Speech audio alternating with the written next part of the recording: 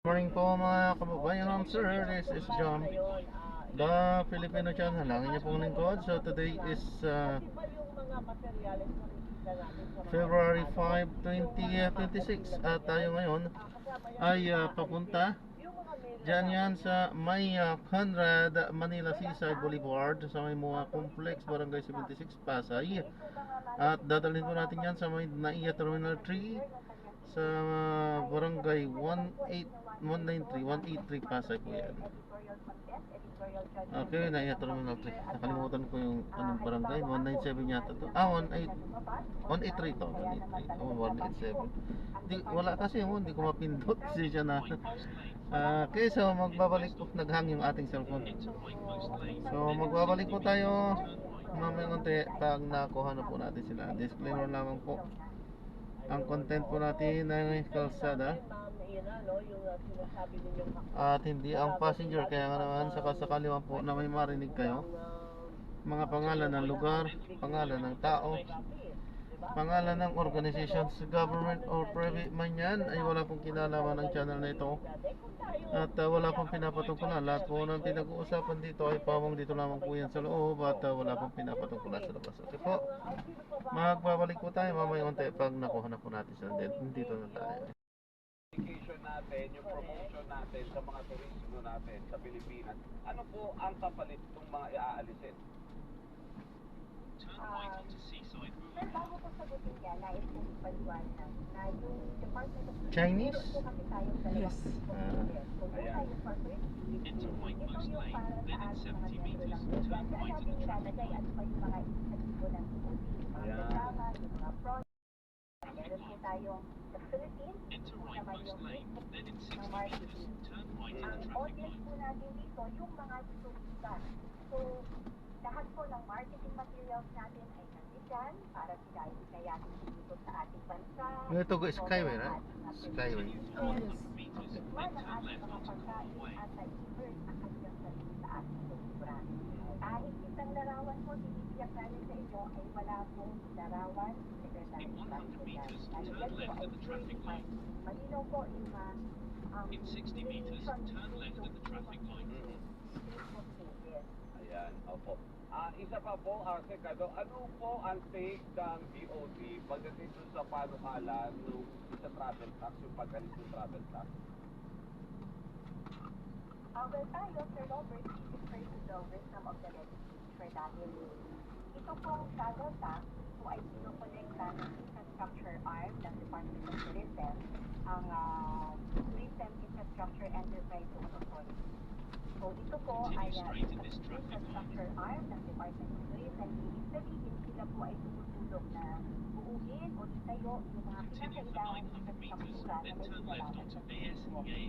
Kami po ay susunod kung ano ang abiso, kung ano ang nasasaad sa batas. Dahil sa ngayon po, ang pagkolekta ng travel tax ay kasama o pinagpupunod po ng batas. Pero ang nais lamang din po namin ipaliwanag ay kung saan napunta yung travel tax na inolekta ng PEDA. So, pinakamalaki po, 2025, umabot ng 8.7 billion pesos. So, ito po, ang kalahati, 50% ay napunta sa PEDA. Pero hindi po kasi lahat ay napupunta naman sa tourism infrastructure dahil yung nabitirang 40% ito po ay pupunta sa TED, sa tourism education, and the other 10% ay pupunta sa MPC. So kapag nawala yan, kapag tinanggal yan, so kasama yan sa hahanapan na ng pondo, yung mga Continue straight at the first traffic light. pagbawal Then, din at the sa second traffic light, sa turn funding, left. ay padagdag rather ng funding. Correct. Tama yun, Sir Robert, kasi sa nakalipas na ilang taon ay marami rin po nagkaroon tayo ng unprecedented tourism boom nga kasi from zero, ngayon po ay meron tayong 14 na tourist friendly area. At nanonood po ngayon si Secretary Prato, kaya she would have loved to do the interview today. Kaya lang nasa Lingayen, Pangasinan po siya. So isa doon, Sir Robert, doon kasi pinapasilayaan po yung pinakabagong tourist friendly area naman doon. Di bale, Asek. Oo. Di bale, Asek, next time na magpapaschedule kami, kasama ka para Monitor ko nga kayo. Madami naman siyang kinumpirma, lahat na sagot, sinagot niya. Walang lang, sabi niya, at yung mismong gustong pumalit, si Senator Loren nga. Kasi kailangan taga-majority din ang ilagay mo eh. Yes, of Para course. manatili yung majority. Eh, hindi rin daw pumayag si Senator Legarda. Sabi ni Senator Legarda, ayaw niya. Ayaw niya. Dalawang issue po ito na hindi natin dapat palagpasin. Yung issue ng Blue Ribbon Committee report na nire-recommenda, partial mag-file ng plunder case laban kina Senator Joel Villanueva at Chico Estrada at Senator Jesus Escudero na sabi level 2 na mga member ng minority. Nagtanong-tanong ako. Ang sinasabi kay Senator Cheese, walang direct na nagsabing inabot niya yung pera. Pero Kaya yung level naman, 2. Kaya nabanggit lang. kasi nabanggit siya doon sa mga investigation. Yung dalawa, may nagsasabing sa kanila mismo Direkta. ibinigay directly. So, yun. So, pangalawa, mare, yung resolution sinasabi ni Senator Soto na marapit nang ilabas din na dineklar ng persona non grata Ayun na nga. yung spokesman ng Chinese Embassy. Siyempre, nag-aalala yung mga Chinator na baka, ayan, Uy, pero ang tawag daw ngayon alam na kalat din sa SOCMED, di ba? Chinator, Chinator at saka Chinator.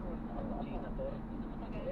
Siyempre, ano di ba, sabi nga sa'yo, minsan sa mga politiko sa Pilipinas, hindi inumuna yung bansa. Hindi talaga. Yung sarili. Kasi Nakalang sa katotohanan. yung sa post ni Senator Ping Lacson na kanina kakikita ko lang dun sa naging hearing nababanggit na naman ni Senator Marcoleta. Hindi ba natin makakausap si Senator na sinasabi niya dun sa Commission on Appointments yung isang Philippine Navy yata isukot na raw natin yung Kalayaan Group of Islands Aba. kasi nasa labas daw ito ng Exclusive Economic Zone ako mo! Bakit ba? Yun ang hindi ko maintindihan partner. Pasok na! Teka lang, Sige. Headline inflation rate o pagtaas po ng presyo ng mga produkto at serbisyo sa bansa. Bumili sa antas na 2% nitong Enero kumpara sa naitalang 1.8% noong Disyembre 2025. Ang flash report ni Alan Catus. Bumilis pa ang antas ng mga pangunahing serbisyo at bilihin para sa buwan ng January 2026. Hindi batoy sa pinakuling inflation report ng Philippine Statistics Authority o PSA ayon kay Undersecretary Claire Dennis Papa, National Statistician at Civil Registrar General ng PSA, na itala sa 2% ang January 2026 inflation rate. Mas mabilis ito sa naitala para sa 1.8% noong December 2025. Kabilang sa mga pangunahing nakapag-ambag sa inflation rate para sa January 2026 ay ang housing, water, electricity, gas, and other fuels. Kaya na lamang ng mas mataas na presyo ng kuryente, renta sa bahay at LPG. Nakatagdag din ang restaurant at accommodation services sa nagpabilis sa inflation rate para sa January 2026. Ako sa Nagads na Jerry Esperancio, DCWP, dapat ako.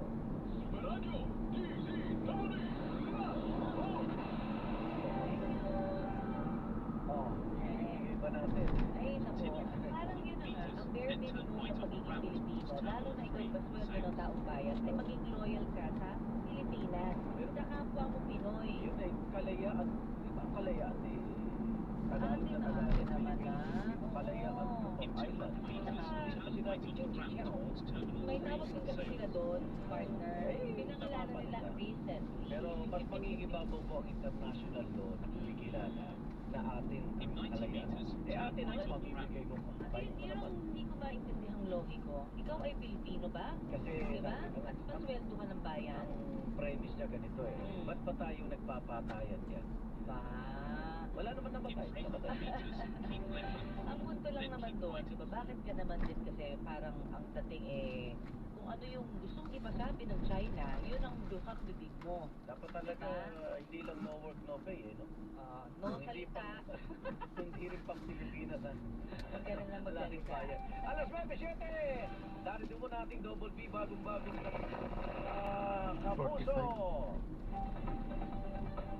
Bago. Bago, Ito. bago. Yung tungkol sa pag-imbasyang bumilis pa habang kumikilos papalapit sa Eastern Mindanao at babala ng bagyo nakataas sa mahigit 30 lugar sa Luzon, Visayas at Mindanao. Ang epekto ng bagyong Basyang ramdam na sa Davao Region. Mahigit 1,000 pasahero stranded nga sa iba't ibang pantalan dahil sa bagyong Basyang. Mahigit 3.5 million na food bags nakahanda na para sa maapektuhan ng bagyong Basyang ayon sa DSWD. Kamakaang Party List Representative Rene Co. naniniwalang walang house rules matapos ideklarang ng House Justice Committee kahapon na insufficient substance o kulang ang nilalaman ng dalawang reklamong impeachment laban sa Pangulo. Pagsalakay sa dalawang reklamong impeachment laban kay Pangulong Bongbong Marcos, hindi minadali ayon kina House Committee on Justice Vice Chairperson Representative Isabel Maria Zamora Fornada at Manila 3rd District Representative Joel Chua. Pangulong Bongbong Marcos may mga aktibidad na sa labas sa Malacanang ngayong araw. Magpapakita na ba siya? Magaling na siya. Oo. 100 at 70 Pilipino na biktima ng human trafficking sa Cambodia nakabalik na sa bansa. Oras natin, alas 9:08. Kung may panlalama, kung may perwisyo, pabaya sa bayan, sugod ang Metro Manila Defense team ni Vice President Sara Duterte nilinaw na wala silang ihaharap na Mary Grace Piatos bilang bahagi ng May depensa. kumakalat kasing ganyan. Na may iharap daw. Yun daw ang parte ng kanilang ebidensya. Ay, Pero okay. denied. Good morning, Mary Grace. Hindi, Mark Mark. Makalalat. Good morning, Mark. Mark, Magandang morning. umaga. Pinasimulan ng Company Vice President Sara Duterte ang mga post sa social media at kumalat na balita na may ihaharap silang Mary Grace Piatos bilang bahagi ng depensa. Dapat din kasi Mary Grace Piatos ay isa lang sa mga pangalan na nakalagda tumanggap umano ng confidential funds ni Duterte kahit walang record sa Philippine Statistics Authority ang kanyang kapanganakan. Mali ang paggamit din ng confidential funds naman ang impeachment complaint sa ikalawang Pangulo sa isang pahayag. Sinabi ni OVP Defense Team spokesperson Atty. Michael Pua na wala silang nilalabas na pahayag na ihaharap si Mary Grace Piatos. Umamin na naman siya sa media na iwasan ang pagpapakalat ng hindi beripikadong informasyon. Tapos dito sinabi ni Pua na handa na nilang bigyang linaw ang issue kay Mary Grace Piatos. Di kausapin nila yung sa social media nila. Diba kasi nagkakalat yung kampo nila na hindi nakakatulong kay VP Sara Duterte. Totoo kasi ang napapanggit ay bibigyan lang ng linaw. Pero ang nangyari, ang interpretasyon ay ihaharap para magpaliwanag. So, Sana naman mahinarap yan sa Quad Committee. Ayun nga. Para mawala na yung mga agam-agam dyan. Oo. Ang binabatayan natin, kung tatakbo na naman sila sa Supreme Court para doon sa 1-year bar. Kasi ngayon yung kanya palang impeachment complaint hindi pa nare-refer sa Justice Committee dahil February 6 yung iba na-file January 15 pa nga dapat 16. Kaya Pwede na na-file dapat. February 2 na parang nauna magkakaiba din yung Interpretasyon. ng Court Oo. Supreme at saka Di ba, pwede pa naman humabal eh. Hindi, baka bukas na para wala nang problema. Yeah. Magandang Hindi natin yung mga susunod na pahayag. Pero ito, at least malinaw, wala silang ihaharap na Mary Grace Piatos bilang bahagi ng depensa. Kailangan nilang sabihin agad-agad yun. Kasi kung meron talaga, matagal na nilang marami talaga mga piatos sa Davao City. May piatos talaga. Pero sa birth certificate, walang Mary Grace. Walang record sa Pero may ilang mga piatos. Oo. Oo. Ayan. Ikaw, kailan ka maharap sa altar? Malapit na. Ay, wala. Markado na yan. Parang may lakad yan ka. Wag kang ganyan. Nakamarkado. Markado na yan. Markado. Markado na yun dapat. Hindi, gagawa ang lakad.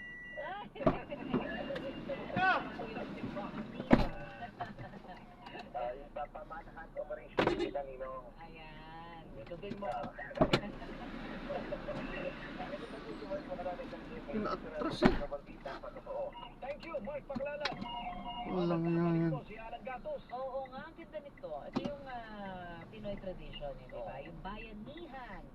sa barangay. Aba, isinagawa daw dyan sa Malabon City. Alan Di ba Gato. bayan na yan yung binubuhat? Oh, yes. Bakit pwede ko lang ibuhat yung house ng Ah. representative? Alang gatos ko. Saan mo naman dadalhin? Ililipat ko na magkasama sila ng Sa West Senado. Philippine Sea. Kadalasan dati, nung mga panahon na mga ninuno natin, yung pagbubuhat na yan, talagang makikita mo yan, napakagandang tingnan. Pero, nung bata ako, may inabutan pa ako na ganyan na bayanihan na ganyan, na lumang bahay. Anong taon yun? Bata ka pa, ha? Bata pa ako, bata pa ako noon, narito. Sa probinsya yun Ay, probinsya. nakakita din ako. Naglalakad. Pero kasi ang binubuhat nila kubo, di ba? So anong klaseng bayan na yan sa Malabon City? Ito naman ay paglilinis sa pagtataayos ng mga ng mga kanan, mga daan ng tubig, Tulong-tulong. at kalsada. Pagkatuwang dito yung lokal na pamahalaan ng Malabon at gayon na rin ang Metropolitan Manila Development Authority o MMDA. Pangunahing tinutukan sa paglilinis sa mga daan ng tubig gaya ng Pinagsabugan Creek sa Barangay Longos at Letre Creek sa Barangay Tonsuya. Pinangunahin ito ni Mayor Ginny Sandoval kasama sina MMDA Chairman Romando Artes at MMDA General Manager Nicolas Torres III. Maliban dito, naglagay din ng mga road signs sa C4 roads sa Barangay Tanyong at kalsada na nakapalibot sa City of Malabon University para makatulong sa publiko maging sa mga estudyante. Nagsagawa rin ng MMDA ng orientation sa solid waste management, anti-vaping at smoking, anti-littering, disaster preparedness at traffic management. Ako sa Alagabs ng GMA sa Radyo DCWB, dapat sa to. Ayan, tuloy natin ang Maraming salamat! Alang gatos. Namimiss ko pa yung, ano ba yun? Kalabaw na may mga palanggana. Ay, oo, diba? yung iba-ibang mga Dati naglalakad dito eh. Ngayon nakita ko sa Oo. sidecar na eh. Maraming Wala na kalabaw. yung kalabaw. Diba? Yun ang mga nakakabis na. Nakakamiss, no?